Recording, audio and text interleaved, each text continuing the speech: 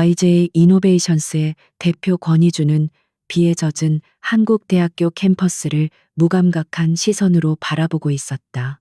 그의 전용 마이바흐의 방음 처리가 완벽했음에도 불구하고 차창을 때리는 빗소리가 희미하게 들려오는 듯했다. 그가 참석해야 할 대학 발전 기금 협약식은 그의 시간표를 채우는 수많은 지루한 일정 중 하나일 뿐이었다. 그의 비서인 박서준이 조심스럽게 입을 열었다. 대표님 5분 정도 뒤에 본관에 도착할 예정입니다. 권희주는 대답 대신 손가락으로 차창에 맺힌 물방울을 무심히 따라 그렸다. 최고급 원단으로 제작된 맞춤, 정장 빈틈없이 뒤로 넘긴 머리, 그리고 세상 모든 것에 흥미를 잃은 듯한 차가운 눈빛. 사람들은 그를 얼음 왕자라 불렀다. 모든 것을 가졌지만 아무것도 원하지 않는 남자. 그의 내면에는 거대하고 공허한 구멍이 뚫려 있었다. 그 구멍의 이름은 11년 전 잃어버린 작은 소녀였다. 그때였다. 갑자기 하늘이 뚫린 듯 폭우가 쏟아지기 시작했다. 와이퍼가 쉴 새 없이 움직였지만 시야는 금세 흐려졌다. 차가 예술대학 건물 근처에서 부자연스럽게 속도를 줄였다. 무슨 일이지? 권희준의 미간이 미세하게 찌푸려졌다.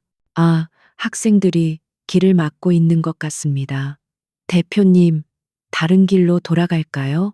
권희준의 짜증 섞인 시선이 창밖으로 향했다. 그의 눈에 폭우 속에서 펼쳐지는 추악한 광경이 들어왔다. 한 무리의 학생들이 한 여학생을 둘러싸고 있었다. 중심에 선 여학생은 비에 흠뻑 젖어 남루하다고 할 수 있을 정도로 소박한 옷차림이었다. 그녀는 자신의 몸보다 더 커 보이는 낡은 화판 가방을 필사적으로 끌어안고 있었다. 그녀를 둘러싼 학생들은 누가 봐도 부유해 보이는 차림새였다.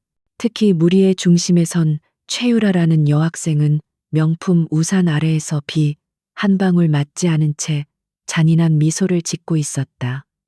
어머 서은우, 꼴 좀 봐. 비 맞는 생쥐가 따로 없네. 최유라가 조롱하듯 말했다.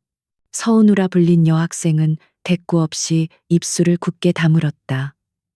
그녀의 창백한 얼굴 위로 빗물이 흘러내렸지만 그 눈빛만은 꺾이지 않은 자존심으로 날카롭게 빛나고 있었다. 최유라는 그 눈빛이 마음에 들지 않는다는 듯 과장되게 은우의 옆을 지나가며 어깨를 강하게 부딪혔다. 어머 미안, 길이 미끄러워서. 쿵 하는 소리와 함께 서은우가 필사적으로 끌어안고 있던 화판 가방이 바닥으로 떨어졌다. 낡은 잠금 장치가 부서지면서 그 안에 있던 수십 장의 그림들이 흙탕물 속으로 무참히 쏟아져 내렸다. 하얀 종이 위로 흙탕물이 번져나가는 모습은 마치 한 사람의 꿈이 짓밟히는 과정처럼 보였다. 어떻게 장학생의 피와 땀이 담긴 그림인데. 최유라와 그녀의 친구들이 배를 잡고 웃기 시작했다. 꼴을 보아하니 내 그림도 너처럼 별 볼 일 없나 봐 서은우. 서은우는 아무 말도 하지 않았다. 그녀는 울지도 소리치지도 않았다. 그저 텅 빈 눈으로 흙탕물 속에서 엉망이 되어버린 자신의 분신들을 바라볼 뿐이었다. 그녀는 천천히 그리고 묵묵히 빗속에 무릎을 꿇었다. 한 장이라도 더 건져내려는 듯 축축하고 차가운 종이들을 향해 작은 손을 뻗었다. 권희주는 그 모든 광경을 차가운 분노로 지켜보고 있었다. 그는 이런 종류의 비열하고 유치한 폭력을 경멸했다.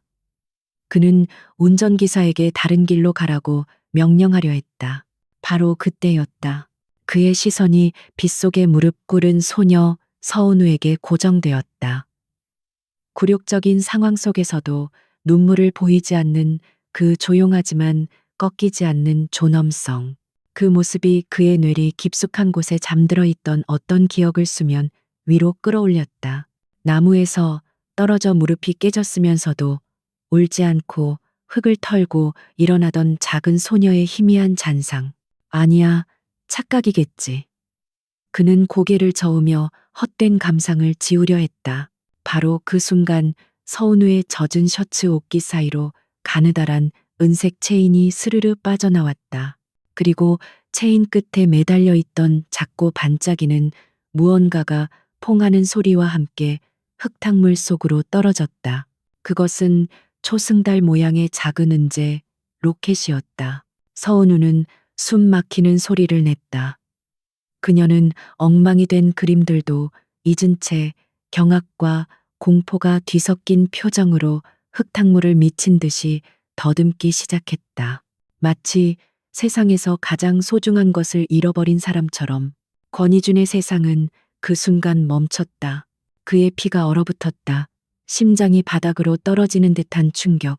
차창 밖의 세상은 흐릿한 배경으로 변하고 오직 흙탕물 속에서 필사적으로 로켓을 찾는 소녀의 모습만이 선명하게 보였다. 그의 손이 마치 다른 사람의 것처럼 천천히 재킷 안주머니로 향했다.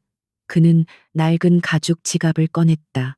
그리고 그 안에 비밀스러운 공간에서 빛바랜 작은 그림 한 장과 그 그림을 감싸고 있던 작은 태양 모양의 펜던트를 꺼내들었다.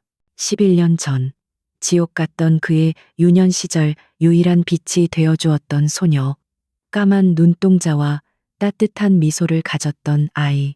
그 아이는 떠나기 전날 밤 그에게 초승달 로켓을 걸어주며 말했다. 이건 달림이야. 외로운 널 지켜줄 거야.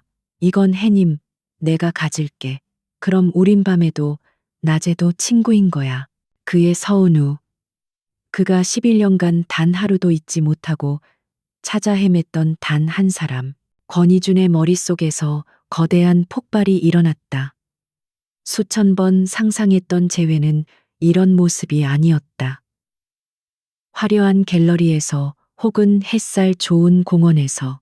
하지만 지금 그의 소녀는, 그의 유일한 구원은 빗속에서 흙탕물에 무릎을 꿇은 채 저속한 인간들에게 괴롭힘을 당하고 있었다.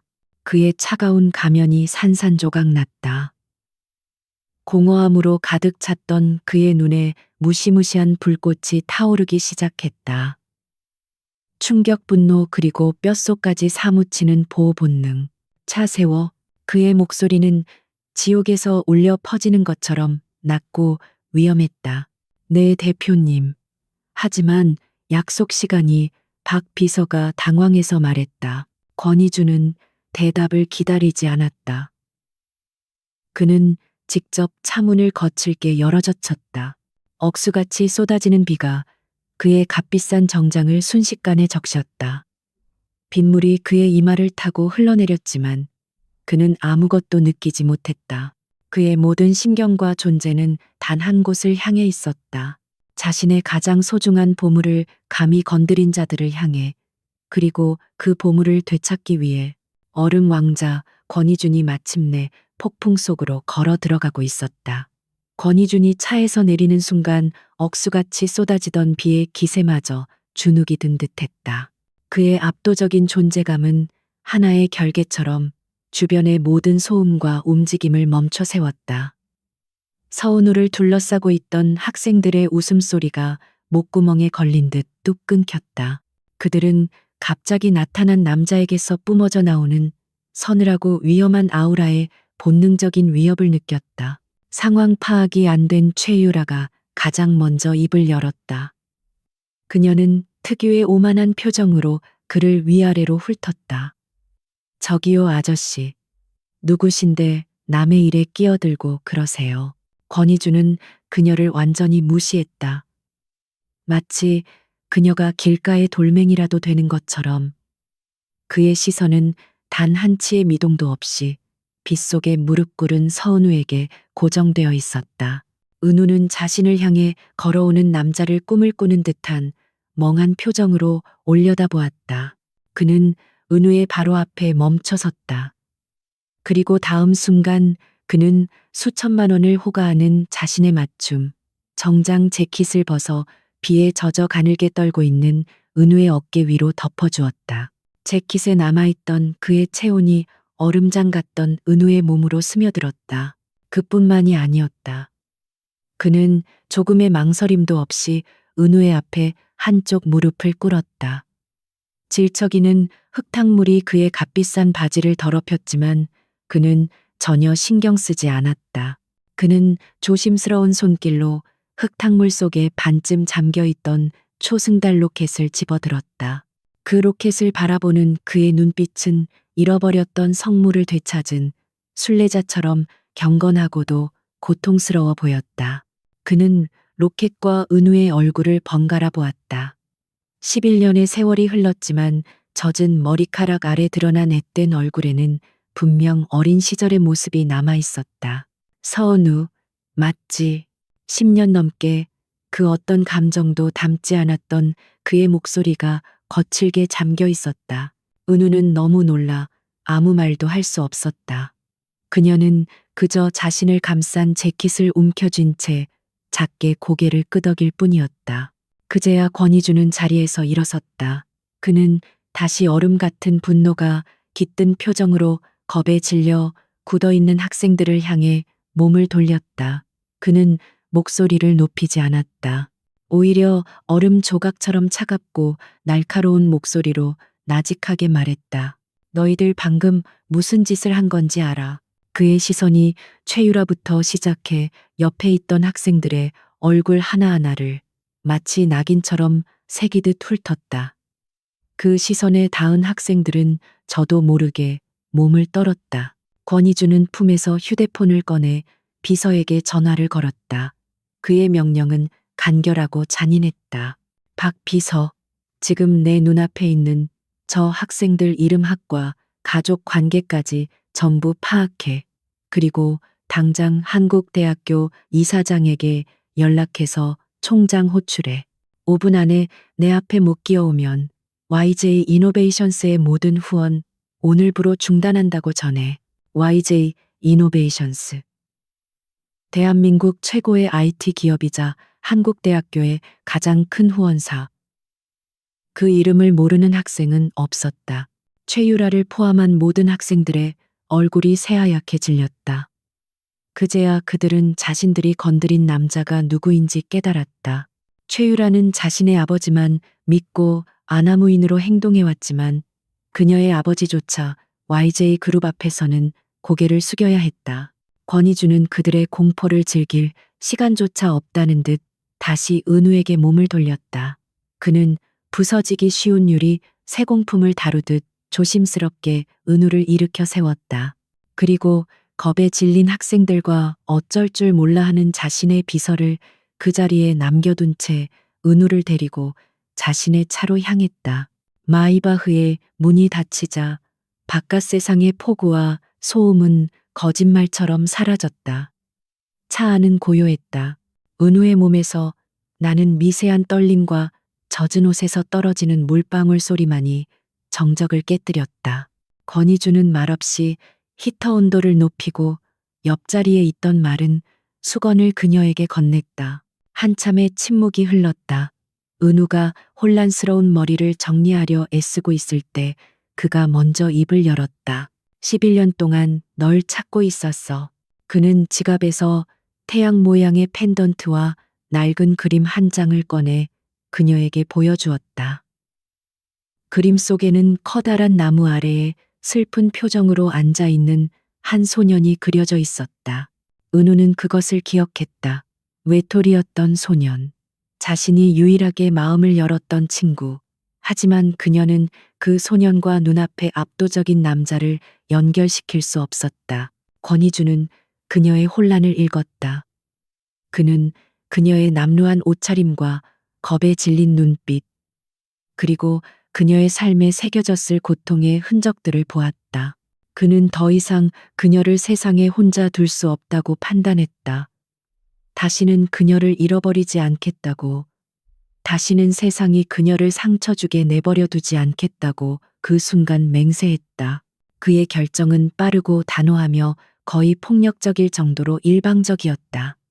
나와 결혼해, 서은우. 그것은 낭만적인 고백이 아니었다. 하나의 선언이자 모든 문제에 대한 유일한 해답이었다.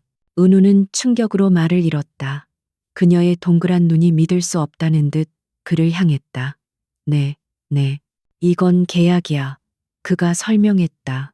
그의 눈은 불꽃처럼 타오르며 그녀를 꼼짝 못하게 만들었다. 네가 내 옆에 머무르는 조건으로 나는 너를 세상의 모든 위험으로부터 지켜줄 거야. 네가 잃어버린 꿈 내가 이뤄줄게. 다시는 그 누구도 널 무시하거나 상처 주지 못하게 만들겠어. 은우는 인생의 기로에 섰다. 이 상황은 비현실적이고 두려웠다. 하지만 동시에 그녀는 그의 눈에서 무섭도록 강렬한 진심을 보았다. 그녀는 자신의 엉망인 옷차림을 내려다보았다. 지긋지긋한 가난과 매일같이 자신을 짓누르던 괴롭힘. 그리고 어디에도 탈출구가 없던 절망적인 현실을 떠올렸다. 과거의 기억 속에서 나타난 이 강력한 남자는 그녀에게 완벽한 방패이자 유일한 탈출구를 제안하고 있었다. 그녀는 한참 동안 그를 바라보았다. 그녀의 눈에도 거대한 폭풍이 휘몰아치고 있었다. 마침내 그녀는 거의 알아볼 수 없을 정도로 작게 고개를 끄덕였다. 그녀의 목소리는 빗소리에 묻힐 만큼 작은 속삭임이었다. 네. 그 한마디의 대답이 멈춰 있던 두 사람의 운명의 톱니바퀴를 다시 움직이기 시작했다. 서은우의 작은 동이가 떨어진 순간 권희주는 한치의 망설임도 없이 행동에 나섰다. 그는 곧바로 박 비서에게 전화를 걸었다. 그의 목소리는 모든 감정이 거세된 지독히도 차가운 비즈니스 톤이었다. 오늘 오후 일정 전부 취소해. 변호팀에게는 혼인계약서 초안을 준비하라고 하고 대기시켜. 그는 더 이상 대학이나 약속 장소로 향하지 않았다. 차는 서울의 심장부를 향해 그가 유일하게 집이라고 부르는 곳을 향해 부드럽게 미끄러졌다. 그의 집은 남산타워가 한눈에 보이는 최고급 주상복합 건물의 펜트하우스였다. 현관문이 열리는 순간 서은우는 숨을 멈췄다. 눈앞에 펼쳐진 것은 집이라기보다는 거대한 갤러리에 가까웠다. 높은 천장 도시의 스카이라인을 그대로 담아내는 통유리창, 그리고 흑과 백 회색으로만 이루어진 미니멀한 인테리어. 모든 것이 완벽하게 정돈되어 있었지만 사람의 온기는 전혀 느껴지지 않는 차갑고 거대한 공간이었다. 권희준이라는 남자를 그대로 닮은 집이었다. 흠뻑 젖은 남루한 옷차림의 은우는 그 완벽한 공간 속에서 이질적인 얼룩처럼 느껴졌다. 그녀는 현관에서 한 발자국도 떼지 못했다. 들어와. 권희준이 무심하게 말했다. 그는 집안일을 돌보는 가사 관리인에게 지시했다. 이쪽 방 준비해 주시고 당장 입을 옷과 필요한 물품들 좀 사오세요. 사이즈는 알아서 맞춰보고 저녁 식사도 준비해 주시고요. 그의 배려는 지극히 실용적이고 사무적이었다. 그는 어색하게 서 있는 은우를 향해 말했다. 이제부터 여기도 내 집이야. 필요한 건 뭐든 말하고 원하는 건 뭐든 사용해. 환영의 인사라기보다는 새로운 프로젝트의 규칙을 설명하는 듯한 말투였다. 그날 밤 은우는 마치 호텔 스위트룸처럼 넓고 호화로운 손님용 침실에서 잠을 이루지 못했다. 모든 것이 비현실적이었다. 몇 시간 전만 해도 흙탕물 속에서 짓밟힌 꿈 조각을 끌어모으던 그녀가 지금은 서울에서 가장 비싼 집의 침대에 누워 있었다. 이 기묘한 친절과 거래가 그녀를 어디로 데려갈지 그녀는 알 수 없었다. 같은 시각 권희준 역시 자신의 침실에서 잠들지 못하고 있었다. 11년 동안 찾아 헤맸던 소녀. 그의 텅 빈 삶을 채워줄 유일한 존재라고 믿었던 아이. 그는 그녀를 찾았고 자신의 울타리 안으로 데려오는 데 성공했다. 하지만 그 다음은 분노와 보호 본능에 휩쓸려 저지른 일방적인 선언 뒤에 남은 것은 서늘한 현실과 어색한 공기뿐이었다. 한편 그들이 남기고 온 한국대학교는 벌집을 쑤신 듯했다. YJ그룹 권희준 대표의 분노는 총장과 이사장을 즉시 무릎 꿇게 만들었다. 최유라는 태어나서 처음으로 아버지에게 뺨을 맞았다. 그녀의 아버지는 YJ그룹을 적으로 돌릴 생각이 추호도 없었다. 하지만 최유라는 이대로 물러설 수 없었다. 굴욕감과 분노가 그녀를 집어삼켰다. 권희준을 직접 공격할 수는 없었지만 모든 원흉인 서은우를 그냥 둘 수는 없었다. 감히 천한 장학생 따위가 나를 이렇게 만들어. 그녀의 복수는 더욱 교활하고 악랄한 방식으로 시작되었다. 그녀는 돈을 주고 사람을 고용해 대학교 익명 커뮤니티와 SNS에 서은우에 대한 악성 게시물들을 퍼뜨리기 시작했다. 한국대 미대 장학생 서은우의 실체. 게시물의 내용은 충격적이었다. 빗속의 사건은 서은우가 일부러 최유라에게 시비를 걸어 벌어진 일로 둔갑해 있었다. 서은우는 가난을 무기로 남자들의 동정심을 유발하고 결국 YJ그룹 대표까지 유혹하는 데 성공한 계산적이고 매니퓰러티브한 꽃뱀으로 묘사되었다. 그녀가 살던 옥탑방 사진과 아르바이트하던 식당의 사진까지 첨부되어 그녀를 조롱하고 비난하는 근거로 사용되었다. 돈에 환장해서 몸까지 파는 애다. 그림 실력도 없으면서 장학금은 어떻게 받은 거냐. 권희준 대표도 저런 애한테 속은 거다. 악의적인 댓글들이 꼬리에 꼬리를 물고 번져나갔다. 동시에 최유라는 아버지의 힘을 빌려 학교 측에 서은우의 장학금을 박탈하라고 압력을 넣었다.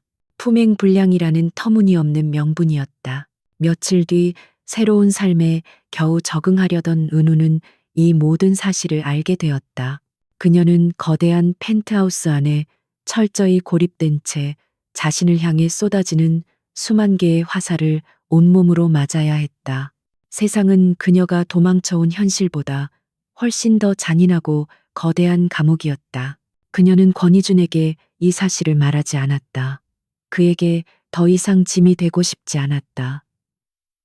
이것은 자신의 전쟁이고 어떻게든 스스로 해결해야 한다고 생각했다. 그녀의 자존심과 꿋꿋함이 그녀를 다시 혼자로 만들고 있었다. 하지만 그녀가 모르는 것이 있었다. 권희준의 세계에서는 그가 모르는 일이란 존재하지 않았다. 박 비서는 온라인상에서 벌어지는 모든 상황과 대학 측의 움직임을 분 단위로 권희준에게 보고하고 있었다. 권희준은 보고서를 읽는 내내 아무 말도 하지 않았다. 그의 침묵은 분노가 임계점을 넘어섰다는 신호였다. 그는 모든 것을 알고 있으면서도 은우가 자신에게 먼저 이야기해 주기를 기다렸다. 하지만 그녀는 며칠이 지나도록 아무 말 없이 그저 밤마다 더 창백해져 갈 뿐이었다. 그는 분노했다. 저 어리석은 자들에게, 그리고 단지 그녀를 이 차가운 집으로 데려오는 것만으로 모든 것이 해결될 거라 믿었던 자기 자신에게. 그날 밤 권희준은 서재에서 나오다 거실 소파에 웅크리고 앉아있는 은우를 발견했다. 그녀는 어둠 속에서 홀로 스마트폰 화면을 보고 있었다. 화면의 희미한 불빛 위로 그녀의 눈물이 뚝뚝 떨어지고 있었다. 그녀는 소리 없이 울고 있었다. 권희준의 심장이 차갑게 내려앉았다. 그는 조용히 그녀에게 다가가 손에서 스마트폰을 빼앗았다. 화면에는 차마 입에 담을 수 없는 욕설과 비난의 댓글들이 가득했다. 그의 목소리는 차가웠지만 그녀를 감싸 안는 그의 눈빛에는 뜨거운 불길이 타오르고 있었다. 내가 지켜주겠다고 했어. 거짓말처럼 들렸나? 그는 당황해서 굳어있는 은우를 서툴지만 단단하게 자신의 품으로 끌어당겼다. 지금부터 너는 혼자 싸우는 게 아니야. 그들의 전쟁은 끝났어. 이제 우리의 반격이 시작될 거니까. 그의 선언은 그녀의 기나긴 외로운 싸움의 종결을 알리는 신호이자 거대한 폭풍의 서막을 여는 포고령이었다. 권희준의 선전포고가 있었던 다음 날 아침, 펜트하우스의 공기는 완전히 달라져 있었다. 어색한 침묵 대신 폭풍 전야와 같은 팽팽한 긴장감이 흘렀다. 권희준은 이른 아침부터 거실을 임시 사무실 삼아 쉴 새 없이 전화를 걸고 지시를 내렸다. 그의 목소리는 칼날처럼 차갑고 정밀했다. 서은우는 식탁에 앉아 거대한 권력이라는 기계를 움직이는 그의 모습을 조용히 지켜보았다. 두려움과 함께 지금껏 느껴본 적 없는 기묘한 안정감이 피어올랐다. 권희준의 반격은 상상을 초월하는 규모와 속도로 진행되었다. 그의 첫 번째 칼날은 한국대학교를 직접 겨누었다. 그날 오전 YJ 이노베이션스는 긴급 기자회견을 열었다. 수많은 카메라 앞에 선 권희준은 단호하고 냉정한 목소리로 폭탄을 터뜨렸다. YJ 이노베이션스는 금일부로 한국대학교에 대한 모든 후원 및 산학협력 프로젝트를 전면 중단 및 재검토할 것을 선언합니다. 기자회견장은 술렁였다. 그는 이어 말했다. 그 이유는 해당 대학이 학생을 보호해야 할 기본적인 의무를 저버렸기 때문입니다. 우리는 대학 내의 만연한 따돌림과 사이버 폭력 문제에 대해 학교 측이 투명하고 공정한 그리고 외부 기관의 감사를 포함한 전면적인 조사를 실시할 때까지 모든 지원을 멈출 것입니다. 그는 서은우나 최유라의 이름을 단 한마디도 언급하지 않았다. 하지만 그의 메시지는 명확했다. 이것은 특정 학생 간의 다툼이 아닌 대학 시스템 전체의 문제에 대한 경고였다. 이 기자회견은 삽시간에 모든 언론의 헤드라인을 장식했다. 한국대학교는 개교 이래 최악의 홍보 위기에 직면했고 총장과 이사장은 불같이 쏟아지는 비난 여론에 고개를 숙여야만 했다. 두 번째 칼날은 가해자들을 직접 겨누었다. 권희준의 지시를 받은 YJ 그룹의 법무팀은 최유라를 포함한 주동자들에게 명예훼손 및 허위사실 유포에 대한 내용 증명을 발송했다. 동시에 YJ의 사이버 보안팀은 익명 커뮤니티와 SNS에 악성 게시물을 올린 IP 주소들을 역추적하여 모든 증거를 경찰청 사이버 수사대에 제출했다. 이것은 더 이상 학생들 간의 다툼이 아니었다. 대한민국 최고의 기업이 동원할 수 있는 모든 자원을 총동원한 압도적인 법적 전쟁이었다. 외부의 전쟁이 폭풍처럼 휘몰아치는 동안 권희준은 펜트하우스라는 내부의 성을 재건하는 데 집중했다. 그는 서은우의 영혼이 그녀의 그림과 연결되어 있음을 알고 있었다. 그는 펜트하우스에서 가장 전망이 좋은 거대한 빈방 하나를 그녀를 위한 개인 화실로 개조하라고 지시했다. 며칠 뒤 그 방은 한 예술가의 꿈이 실현된 공간으로 변해 있었다.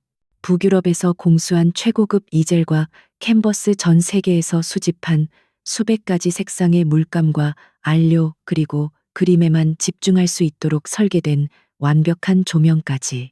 그는 은우를 그 방으로 데려갔다. 어리둥절한 그녀를 향해 그는 담담하게 말했다. 여기서는 아무도 내 그림을 망가뜨릴 수 없어. 이 공간은 온전히 내 것이야. 그의 이 행동은 법적인 위협이나 금전적인 지원보다 훨씬 더 깊게 은우의 마음을 울렸다. 그는 단지 그녀를 보호하는 것을 넘어 서은우라는 한 사람의 재능과 꿈 자체를 존중하고 지지하고 있었다. 그녀가 잃어버렸던 아티스트로서의 자존감을 그가 다시 세워주고 있었다. 처음 며칠간 망설이던 은우는 조심스럽게 화실을 사용하기 시작했다. 그녀는 붓을 들었다. 처음에는 손이 떨렸지만 이내 그녀는 자신의 모든 고통과 상처 그리고 새로 피어나는 희미한 희망을 캔버스 위에 쏟아내기 시작했다. 그림은 그녀의 유일한 언어이자 탈출구였다. 이 화실은 두 사람의 새로운 소통 공간이 되었다. 권희준은 늦은 밤일이 끝나면 을의 화실을 찾았다. 그는 아무 말 없이 소파에 앉아 그림에 몰두하고 있는 은우의 모습을 조용히 지켜보곤 했다. 치열한 전쟁터 같은 삶 속에서 그는 그녀가 만들어내는 창조의 풍경을 보며 몇 년 만에 처음으로 평온함을 느꼈다. 어느 조용한 밤은 누가 먼저 그에게 물었다.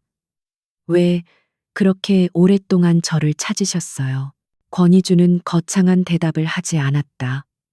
그는 그녀가 그리고 있던 어두운 숲속에서 길을 잃은 작은 새의 스케치를 물끄러미 바라보다가 나직하게 말했다. 네가 처음이었으니까. 내가 세상에서 투명인간이었을 때 나를 봐준 첫 번째 사람. 그의 담백하고 솔직한 고백에 은우의 심장이 세차게 뛰었다. 그녀는 그 순간 냉혹한 기업 총수의 가면 아래 숨어있던 11년 전 외롭고 슬펐던 소년의 모습을 보았다. 두 사람 사이에 보이지 않는 벽이 또 한 겹 허물어지는 순간이었다. 며칠 뒤 마침내 외부의 전쟁에서 첫 번째 승전보가 들려왔다. 감당할 수 없는 여론의 압박에 굴복한 한국대학교가 서은우 학생에 대한 교내 따돌림 및 사이버 폭력 진상 규명을 위한 특별징계위원회를 소집한다고 공식 발표한 것이다. 최유라는 생전 처음으로 가해자 신분으로 공식적인 조사를 받기 위해 소환되었다. 그 소식을 들은 날 밤 서은우는 자신의 화실에서 거대한 빈 캔버스 앞에 섰다. 그녀의 바깥에 휘몰아치던 폭풍은 그녀의 기사가 막아서고 있었다.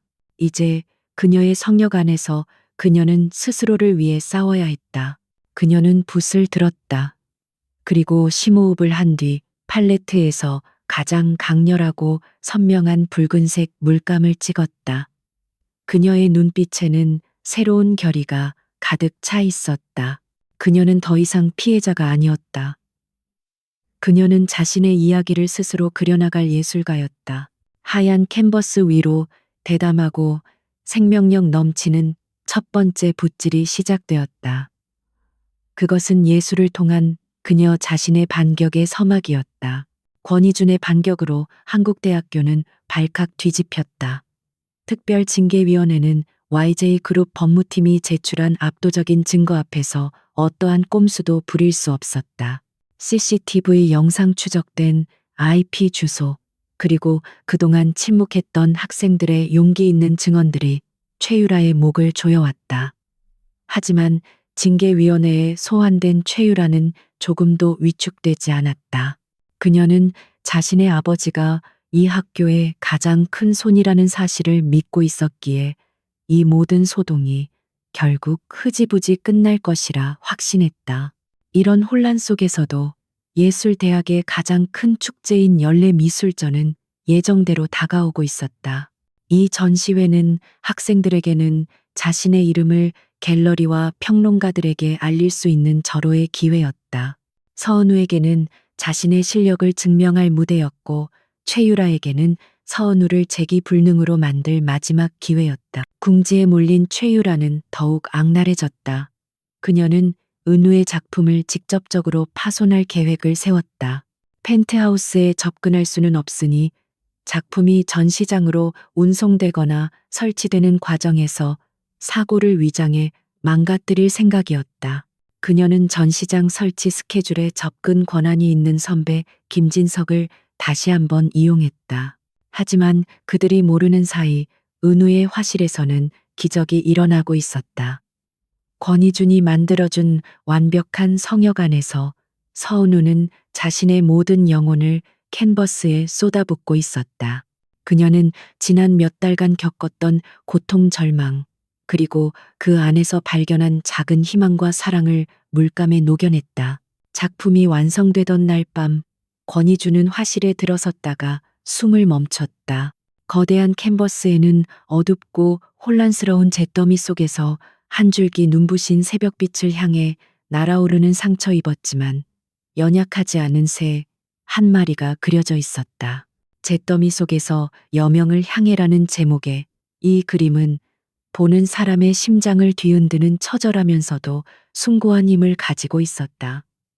그것은 서은우 그녀 자신의 이야기였다. 권희준은 그녀의 재능의 깊이에 그리고 그 안에 담긴 강인한 영혼에 압도당했다. 미술전 개막일, 최유라와 김진석은 자신들의 계획대로 전시장 창고 근처에서 대기하고 있었다. 서은우의 작품이 도착하면 실수를 가장해 페인트 신호통을 쏟아부을 생각이었다. 하지만 그들의 눈앞에 나타난 것은 평범한 운송 트럭이 아니었다. YJ그룹의 로고가 밝힌 특수미술품 무진동 차량과 그 주변을 경호하는 전문 보안 요원들이었다. 권희준이 이미 모든 것을 예상하고 한 수 앞서 움직인 것이다. 그들의 파손 계획은 허무하게 실패로 돌아갔다. 분노에 찬 최유라는 플랜 B를 가동했다. 작품을 직접 망가뜨릴 수 없다면 그것을 보는 모든 사람들의 눈을 망가뜨려 주리라. 전 시장은 학생 교수 그리고 최유라의 아버지인 최 회장을 비롯한 VIP 손님들로 북적였다. 서은우의 그림은 가장 눈에 잘 띄는 중앙벽에 걸렸다. 서은우는 멀찍이 구석에 서서 자신의 분신을 바라보는 사람들의 반응에 심장을 졸이고 있었다. 최유라는 자신의 친구들을 이끌고 일부러 그림 앞에 서서 모두가 들을 수 있는 큰 소리로 작품을 비웃기 시작했다. 어머, 이게 그림이야. 너무 우울하고 칙칙하지 않아. 아마추어 티가 너무 나네. 저런 걸 어떻게 중앙에 걸 생각을 했지. 그들의 악의적인 속삭임에 작품을 흥미롭게 보던 몇몇 사람들의 표정이 미묘하게 변하기 시작했다. 여론이 서서히 오염되고 있었다. 바로 그때였다. 소란스럽던 전시장의 모든 소음이 순간적으로 멎었다. 모든 사람들의 시선이 입구로 향했다.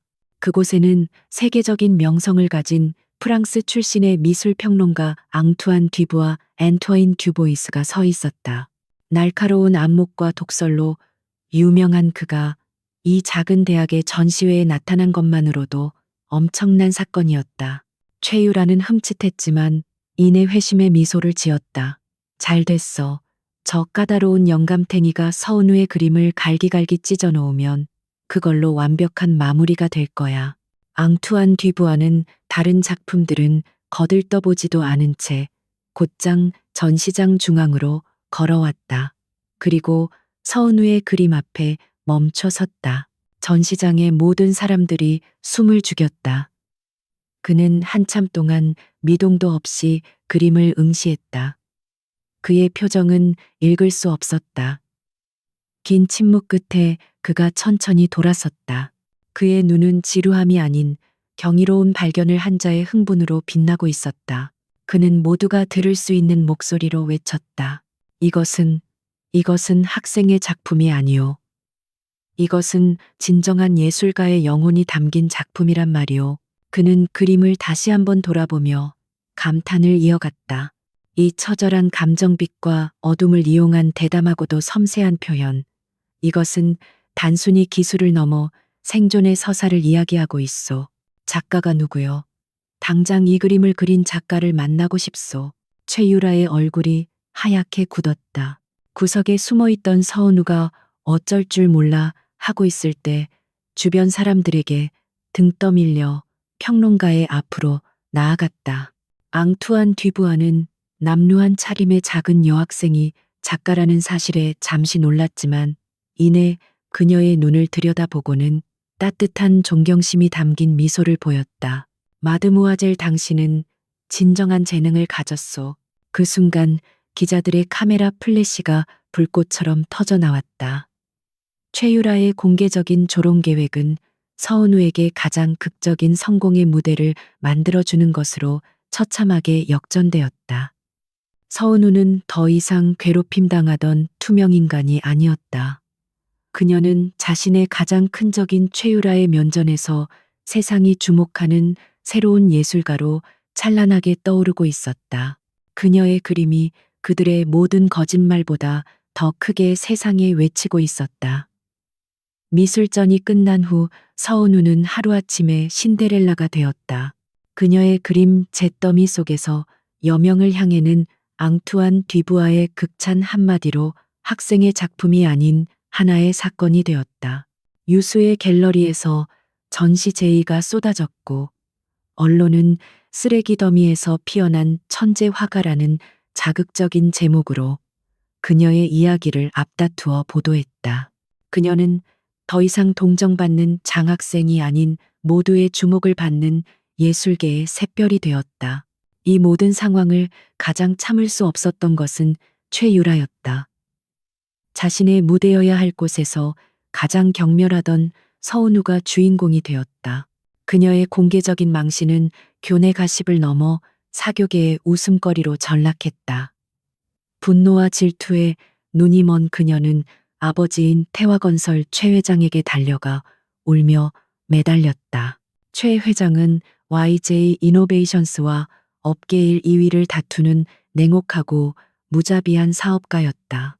그는 딸의 어리석은 행동에 분노했지만 그보다 더 그의 신경을 거스른 것은 바로 권희준의 행보였다. 얼음처럼 차가워 여자 문제라고는 단 한 번도 없었던 권희준이 고작 이름 없는 고아 여학생 하나를 위해 직접 움직였다는 사실이 그의 비상한 두뇌를 자극했다. 권희준의 약점인가? 그는 경쟁자의 약점을 파고들어 무너뜨리는 데는 도 같은 사람이었다. 그는 딸의 복수를 위해서가 아니라 자신의 사업적 이익을 위해 서은우라는 존재를 이용하기로 결심했다. 그는 즉시 비서실에 명령을 내렸다. 서은우라는 여학생 뒷조사해봐. 부모부터 시작해서 지금까지 어떻게 살아왔는지 먼지 하나까지 다 털어와. 권희준이 왜 저런 애한테 집착하는지 그 이유를 알아내. 최 회장의 정보팀은 권희준의 비서 못지않게 유능하고 훨씬 더 무자비했다. 그들은 합법과 불법의 경계를 넘나들며 서은우의 과거를 파헤쳤다. 그리고 며칠 뒤 그들은 11년 전의 기록에서 멈칫했다. 회장님 서은우의 부모는 11년 전 뺑소니 사고로 현장에서 즉사했습니다. 당시 사건은 목격자나 증거 불충분으로 미제 종결되었습니다. 그게 다야 최 회장이 심드렁하게 물었다. 그런데 이상한 점이 하나 있습니다. 비서실장이 망설이며 말을 이었다. 당시 사고 기록을 깊이 파보니 묻혀있던 초기 경찰 보고서가 하나 나왔습니다. 사고 현장에서 발견된 차량 파편이 저희 태화건설 자회사 소유의 법인 차량의 것과 일치한다는 내용이었습니다. 최 회장의 표정이 순간 굳었다. 그의 머릿속에서 까맣게 잊고 있던 11년 전 그날 밤의 기억이 안개처럼 피어올랐다. 그날은 태화건설의 중요한 해외 수주 계약을 성사시킨 날이었다. 그는 임원들과 함께 거나하게 축하 파티를 열었다. 그리고 그날 밤 파티에 참석했던 김 전무가 만취 상태로 운전을 하다 사고를 냈다. 당시 계약 성사를 위해 정관계 로비가 절실했던 최 회장에게 임원의 음주운전 사망 사고는 그룹의 명운을 뒤흔들 수 있는 최악의 스캔들이었다. 그는 자신의 돈과 권력을 총동원했다. 거액의 돈으로 담당 형사를 매수했고 유일한 목격자를 협박해 증언을 번복시켰다. 사고 차량은 폐차 처리되었고 모든 증거는 그의 손에 의해 완벽하게 인멸되었다. 그는 그렇게 한 부부의 억울한 죽음을 자신의 성공을 위해 차가운 아스팔트 아래에 묻어버렸던 것이다. 최 회장의 등골을 타고 식은땀이 흘러내렸다. 권희준이 보호하는 고아 여학생이 바로 그날 밤 자신이 죽음으로 내몬 부부의 딸이었다니. 상황은 이제 단순한 호기심이나 경쟁자의 약점 파악의 문제가 아니었다. 만약 권희준이 서은우를 향한 개인적인 감정으로 그녀의 과거를 파헤치기 시작한다면, YJ그룹의 막대한 자원과 정보력이 동원된다면 자신이 11년간 묻어두었던 진실이 드러나는 것은 시간 문제였다. 서은우는 이제 권희준의 약점이 아니라 자신의 모든 것을 파괴할 수 있는 시한폭탄이었다. 공교롭게도 권희준 역시 같은 생각을 하고 있었다. 그는 단지 서은우를 보호하는 것을 넘어 그녀가 겪어야 했던 모든 고통의 근원을 이해하고 싶었다. 그녀를 평생 짓눌러온 부모님의 죽음에 대한 진실을 찾아주고 싶었다. 그는 박 비서에게 11년 전 뺑소니 사건의 재조사를 지시했다. 그의 조사는 최 회장처럼 불법적이지 않았지만 훨씬 더 체계적이고 날카로웠다. 어느 늦은 밤 두 개의 다른 공간에서 두 명의 남자가 서은우에 대한 보고서를 받아들었다. 어둡고 호화로운 최 회장의 집무실. 그는 조사 보고서에 첨부된 앳되고 해맑게 웃고 있는 어린 서은우의 사진을 차가운 눈으로 내려다보았다. 그의 얼굴은 감정을 읽을 수 없는 가면처럼 굳어 있었다. 그는 수화기를 들고 자신의 신복에게 명령했다. 그의 목소리는 뱀처럼 차가웠다. 서은우, 그 아이를 당장 내 눈앞에서 사라지게 만들어 무슨 수를 써서라도. 같은 시각 도시의 야경이 한눈에 들어오는 권희준의 펜트하우스. 그는 박 비서가 올린 예비 보고서를 읽고 있었다. 보고서는 11년 전 경찰의 초기 수사에 몇 가지 의문점이 있다고 지적했다. 유일한 목격자의 증언이 의심스러운 정황 속에서 번복되었고, 사건을 담당했던 형사는 사건 종결 직후 갑자기 거액의 빚을 갚고 경찰을 그만두었다는 내용이었다. 보고서의 마지막 줄 담당 형사의 이름이 하이라이트 되어 있었다. 권희준의 눈이 가늘어졌다. 그는 이것이 단순한 사고가 아니었음을 직감했다. 거대한 무언가가 진실을 가리고 있었다. 그는 박 비서에게 메시지를 보냈다. 그의 지시는 짧지만 단호했다. 이 사건 처음부터 다시 파. 아무것도 놓치지 말고. 서은우를 중심으로 11년간 묻혀있던 과거의 진실을 파헤치려는 남자와 그 진실을 영원히 묻으려는 남자의 보이지 않는 전쟁이 시작되고 있었다. 이제 이 싸움의 판도는 대학 내의 괴롭힘 따위가 아니었다. 한 사람의 목숨, 그리고 두 거대 기업의 운명이었다. 최유라의 위협이 사라지고 서은우의 이름이 예술계에 알려지기 시작하면서 두 사람을 묶어두었던 위기라는 명분은 희미해졌다.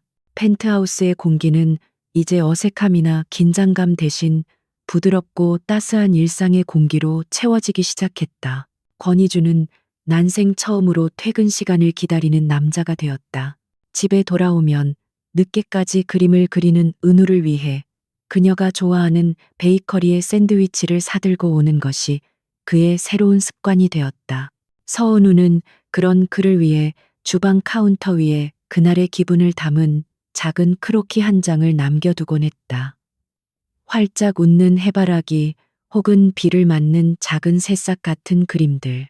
그들의 대화는 많지 않았지만 두 사람은 작은 배려와 그림이라는 언어를 통해 조용히 서로의 세계에 스며들고 있었다. 두 사람을 묶고 있던 혼인계약서는 이제 그들을 지키는 방패가 아닌 그들의 감정을 가로막는 어색한 장벽처럼 느껴졌다. 서로를 향한 마음이 깊어지고 있다는 것을 알고 있었지만 거래로 시작된 관계라는 사실이 그들을 망설이게 했다. 서은우의 마음은 감사함과 사랑, 그리고 불안함으로 복잡했다. 그녀는 권희준이라는 남자의 차가운 가면 뒤에 숨은 11년 전 외로웠던 소년을 사랑하게 되었다. 하지만 그녀는 불안했다. 이 거대하고 완벽한 남자에게 가진 것 없는 자신이 과연 동등한 파트너가 될 수 있을까? 그는 여전히 자신을 지켜줘야 할 책임감 혹은 과거의 기억으로 보고 있는 것은 아닐까? 권희준 역시 혼란스러웠다. 서은우의 존재는 그의 텅 비었던 삶을 의미와 온기로 가득 채웠다. 처음에는 그녀를 지켜야 한다는 의무감이었지만 이제 그 감정은 그의 심장을 송두리째 뒤흔드는 깊은 사랑으로 변해 있었다. 하지만 감정 표현에 서툰 그는 어떻게 이 마음을 전해야 할지 알 수 없었다. 섣부른 고백이 오히려 그녀에게 부담을 주거나 그를 떠나게 만들까봐 두려웠다. 그래서 그는 행동으로 자신의 사랑을 표현했다. 그녀의 첫 개인전을 위해 최고의 갤러리를 대관해주고 그녀를 귀찮게 하는 화상들을 보이지 않는 곳에서 조용히 처리하는 식으로. 그들의 감정이 평행선을 달리던 어느 날 밤 변화의 순간이 찾아왔다. 이제는 제법 자신감을 되찾은 은우가 화실에서 그림을 정리하며 먼저 입을 열었다. 이준 씨, 그녀는 이제 그를 대표님이라 부르지 않았다. 지금까지 정말 고마웠어요. 이준 씨가 아니었다면 전 아직도 어두운 옥탑방에서 절망하고 있었겠죠. 그녀는 잠시 숨을 골랐다. 하지만 언제까지나 이렇게 신세만 지고 살 수는 없어요. 전 당신의 보호를 받는 온실 속 화초가 아니라 당신과 나란히 서서 비바람을 함께 맞는 파트너가 되고 싶어요. 그녀의 용기 있는 고백에 권희준의 심장이 내려앉았다. 그는 붓을 정리하던 그녀의 손을 부드럽게 잡았다. 그리고 처음으로 자신의 가장 깊은 속내를 꺼내 보였다. 그는 그날 밤 그녀를 차에 태워 어릴 적 살던 낡은 동네의 작은 공원으로 데려갔다. 11년 전 두 사람이 처음 만났던 바로 그곳이었다. 우리 집은 감옥이었어. 그는 낡은 벤치에 앉아 조용히 입을 열었다. 재벌가의 차가운 분위기, 사랑 없는 부모님 숨 막히는 압박감 속에서 그는 감정을 잃은 인형처럼 살아왔다. 아무도 진짜 나를 봐주지 않았지. 모두들 내 뒤에 있는 YJ 그룹만을 보고 있었으니까. 그는 은우의 눈을 바라보았다. 그런데 넌 달랐어. 넌 내 배경이 아니라 그저 권희준이라는 외로운 아이를 봐줬지. 네가 건네준 따뜻한 말 한마디와 그 작은 그림이 그 지옥 같던 시간 속에서 나를 버티게 한 유일한 이유였어. 그의 목소리가 희미하게 떨렸다. 널 다시 찾은 건 과거의 빚을 갚기 위해서가 아니야.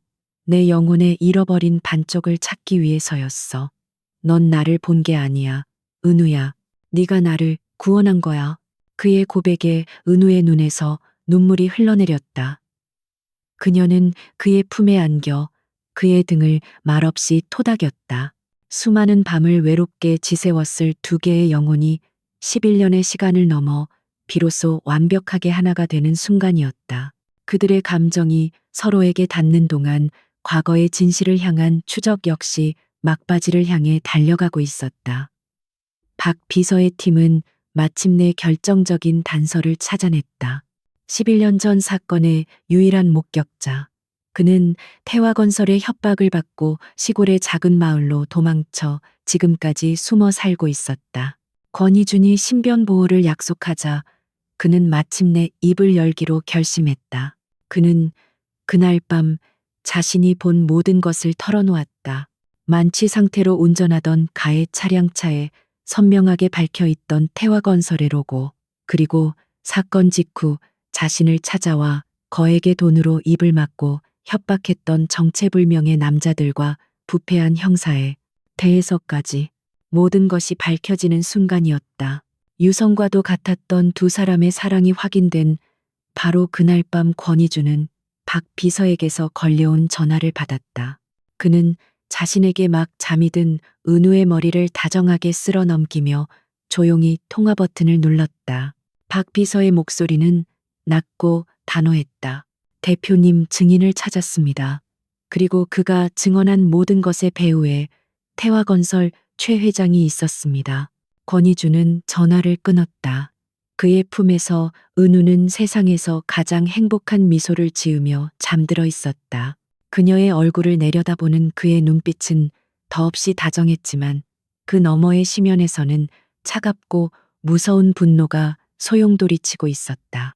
그는 이제 막 자신의 유일한 행복을 찾았다. 그리고 동시에 그 행복을 처음부터 짓밟으려 했던 원흉의 정체를 확인했다. 이제 이 싸움은 단순히 과거의 정의를 바로 세우는 것을 넘어 자신들의 현재와 미래를 지키기 위한 전면전이 될 것이었다. 전화가 끊긴 후 권희준은 한참 동안 잠든 서은우의 얼굴을 내려다보았다. 평온하게 잠든 그녀의 얼굴 위로 그의 차가운 분노가 서리처럼 내려앉았다. 11년 전 그녀의 모든 것을 앗아간 원흉. 그리고 지금 다시 한번 그녀의 행복을 파괴하려 하는 악마. 그는 자신의 모든 것을 걸고 그를 지옥으로 끌어내리기로 맹세했다. 그는 조용히 침실을 빠져나와 밤새도록 이어질 마지막 전쟁을 지휘하기 시작했다. 같은 시각 최 회장 역시 11년 전에 증인이 나타났다는 보고를 받았다. 그의 발등에 불이 떨어진 것이다. 그는 권희준의 힘을 정면으로 상대할 수 없다는 것을 알았다. 그래서 그는 뱀이 그러하듯 가장 부드럽고 약한 곳을 물어뜯기로 결심했다. 그의 유일한 목표는 서은우였다. 며칠 뒤 서은우의 첫 개인전 오프닝 날이었다. 갤러리는 그녀의 성공을 축하하는 사람들로 가득 찼다. 바로 그곳에 최 회장이 예고 없이 나타났다. 그는 인자한 후원자의 가면을 쓴 채 그녀의 그림을 칭찬하며 환심을 샀다. 그리고 자연스럽게 그녀를 갤러리 안쪽의 조용한 VIP 룸으로 이끌었다. 서은우 양 그림에 대단한 재능이 있더군. 장래가 기대되는 예술가야. 그의 칭찬에 은우는 정중하게 감사를 표했다. 하지만 이어진 그의 말은 그녀의 피를 얼어붙게 만들었다. 그런데 말이야, 그의 목소리가 낮고 차갑게 변했다. 예술가가 너무 시끄러운 일에 휘말리는 건 보기 좋지 않지. 특히 과거의 낡은 사고 같은 것들 말이야. 은우의 심장이 쿵 내려앉았다. 최 회장은 미소를 지었지만 그의 눈은 웃고 있지 않았다. 11년 전 부모님을 잃은 사고. 참 안타까운 일이었어. 범인도 못 잡았다고 들었는데 그는 은우의 눈을 똑바로 보며 말했다. 세상에는 말이지 굳이 파헤쳐서 좋을 것 없는 진실이라는 것도 있는 법이야. 만약 누군가 어리석게 그 진실을 파헤치려 든다면 글쎄 안타까운 사고는 또 일어날 수도 있지 않겠나? 그것은 명백한 협박이었다. 11년간 그녀를 짓눌러 왔던 슬픔과 그리움이 공포와 분노가 되어 심장에서 폭발했다. 그녀는 온몸이 떨려왔다. 하지만 그녀는 더 이상 1년 전 빗속에서 무력하게 무릎 꿇던 소녀가 아니었다. 권희준의 사랑은 그녀에게 두려움에 맞설 용기를 주었다. 그녀는 떨리는 손을 주머니 속에 넣어 스마트폰의 녹음 버튼이 제대로 눌렸는지 확인했다. 권희준의 치밀함을 옆에서 지켜보며 그녀 역시 배운 것이었다. 그녀는 애써 침착함을 유지하며 그의 눈을 피하지 않고 말했다. 무슨 말씀이신지 잘 모르겠네요, 회장님. 최 회장은 그녀의 당돌한 태도에 잠시 놀랐지만 이내 코웃음을 쳤다. 똑똑한 아이인 줄 알았는데 눈치가 없군. 좋아, 알아듣기 쉽게 말해주지. 권희준 대표의 곁에서 떠나 유학을 가든 어디 시골로 숨어버리든 네가 알아서 조용히 사라져. 그렇다면 네 과거는 영원히 묻힐 거고 너는 안전할 거야. 하지만 내 제안을 거절한다면 내 부모님처럼 너 역시 불의의 사고를 당하게 될지도 몰라. 그의 마지막 말은 스스로 자신의 범죄를 자백하는 것이나 다름없었다. 은우는 VIP 룸을 나온 직후 권희준에게 달려갔다. 그녀는 떨리는 손으로 그에게 녹음 파일을 들려주었다. 녹음된 최 회장의 목소리를 듣는 동안 권희준의 표정은 모든 감정이 사라진 무서운 빙하처럼 변해갔다. 최 회장이 감히 그녀를 직접 위협했다는 사실에 그의 이성이 끊어질 것 같았다. 하지만 동시에 그는 자신의 연인이 보여준 용기에 무한한 자부심을 느꼈다. 잘했어, 은우야. 그가 은우를 굳게 안아주었다. 네가 이 전쟁을 끝낼 마지막 무기를 가져온 거야. 며칠 후 YJ 이노베이션스는 차세대 AI 기술 발표라는 명목으로 대규모 기자회견을 소집했다. 모든 언론과 방송사 그리고 재계의 관심이 집중되었다. 기자회견 초반 권희준은 실제로 회사의 신기술에 대해 브리핑했다.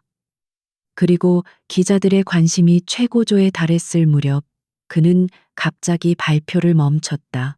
지금부터는 기술이 아닌 정의에 대한 이야기를 하겠습니다. 그의 말에 뒤편의 대형 스크린의 화면이 바뀌었다. 화면에는 11년 전 서은우 부모님의 뺑소니 사고 현장 사진이 나타났다. 이어서 모든 것을 증언하는 목격자의 영상 인터뷰와 그가 돈을 받고 위증을 하도록 협박했던 부패 경찰의 자백서가 공개되었다. 장내는 술렁였다. 그리고 권희준은 결정적인 한 방을 날렸다. 이 모든 사건을 은폐하고 조작한 배우가 누구인지 그의 목소리로 직접 들어보시겠습니다. 기자회견장 전체에 서은우가 녹음했던 최 회장의 목소리가 울려 퍼졌다. 그의 비열한 협박과 범죄를 암시하는 모든 말들이 대한민국 전체에 생중계되고 있었다. 기자회견장은 아수라장이 되었다. 권희주는 여기서 멈추지 않았다. 그는 최 회장의 기부금이 어떻게 한국대학교 총장에게 흘러들어가 최유라의 교내 폭력 사건을 무마하는 데 사용되었는지에 대한 증거까지 연달아 폭로했다. 권력과 돈으로 진실을 덮고 약자를 짓밟아온 한 기업가의 추악한 민낯이 만천하에 드러나는 순간이었다. 기자회견이 끝나갈 무렵 스크린 화면에 긴급 속보 자막이 떴다. 속보 검찰 태화건설 본사 및 최 회장 자택 압수수색 뺑소니 교사 및 증거 인멸 혐의. 화면에는 최 회장이 검찰 수사관들에게 둘러싸여 믿을 수 없다는 표정으로 끌려 나오는 모습이 비쳤다. 그의 오만한 제국이 무너져 내리는 순간이었다. 권희주는 단상에서 내려와 기자들 앞에 서 있는 서은우의 곁으로 갔다. 그는 더 이상 숨지 않는 그녀의 어깨를 단단히 감싸 안았다. 두 사람은 함께 수백 개의 카메라 플래시를 정면으로 마주했다. 길고 길었던 결정적인 전투가 마침내 정의의 승리로 끝났다.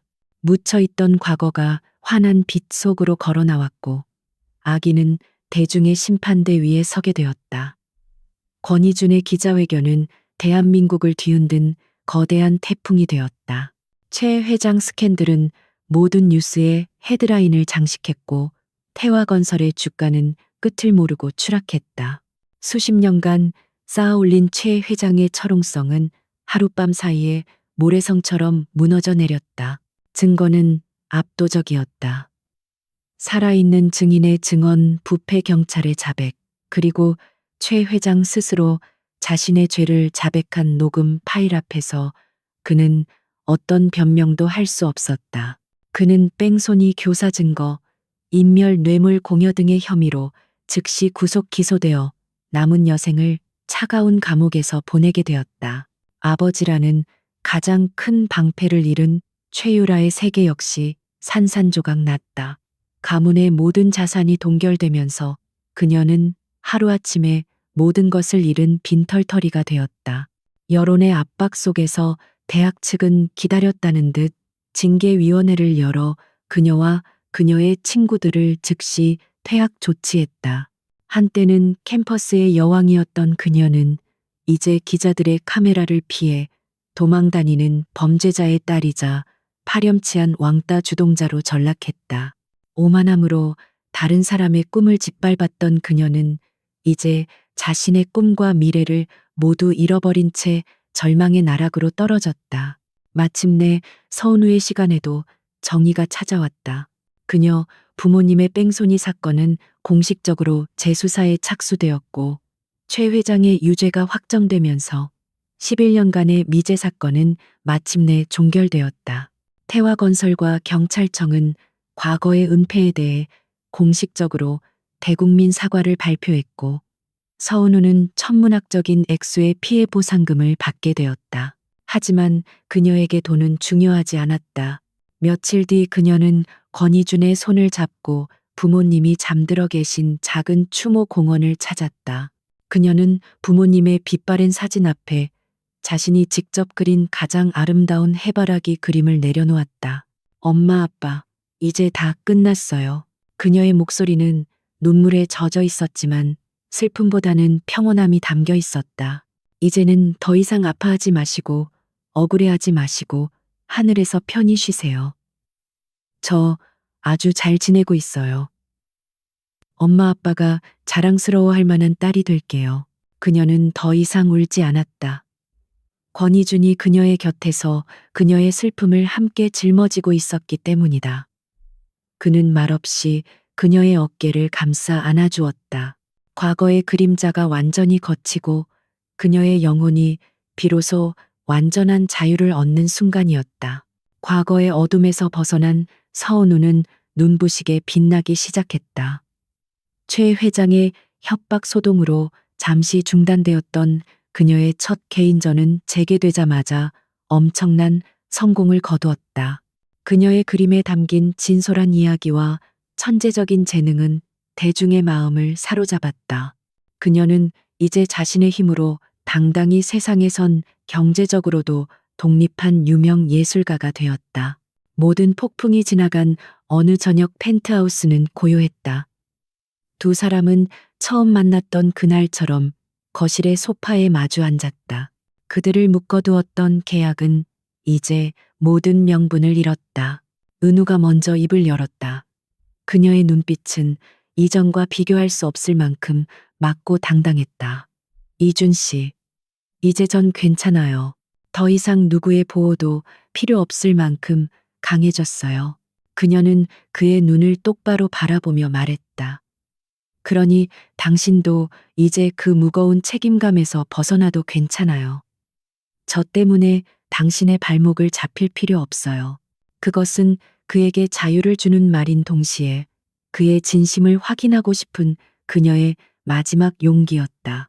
권희주는 대답 대신 자리에서 일어나 서재로 들어갔다.